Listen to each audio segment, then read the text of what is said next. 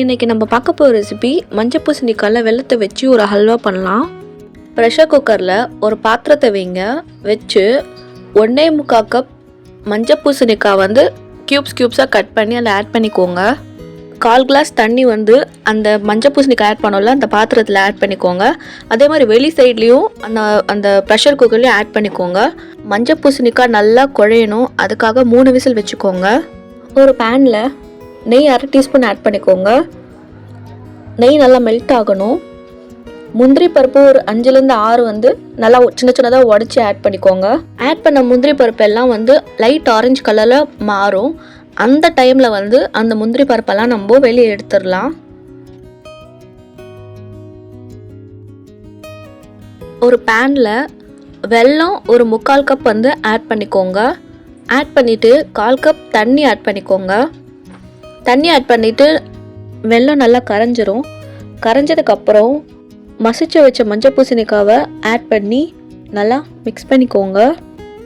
இதுதான் ரொம்ப ஈஸியான மெத்தட் நான் நினைக்கிறேன். ஸோ எல்லோரும் வீட்டில் ட்ரை பண்ணி பார்த்துட்டு எப்படி இருந்துச்சு மெயினாக கமெண்ட்டில் சொல்லணும், ஓகேங்களா? இப்போது வெல்லமும் அந்த நம்ம சேர்த்த மஞ்சள் பூசணிக்காவும் ஒன்று சேர்ந்துருச்சு. 1/2 டீஸ்பூன் ஏலக்காய் தூள் ஆட் பண்ணிக்கோங்க. நல்லா கலந்து விட்டுக்கோங்க.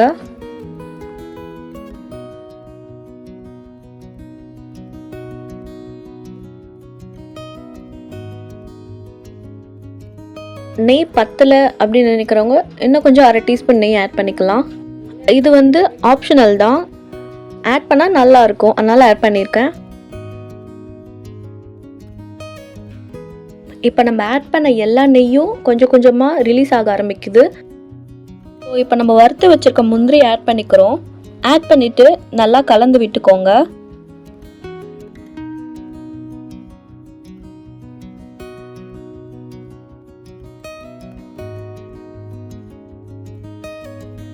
இந்த ஹல்வாவை நீங்கள் லோ ஃப்ளேமில் வச்சு கிளறுங்க, இல்லைன்னா அடி பிடிச்சிரும்.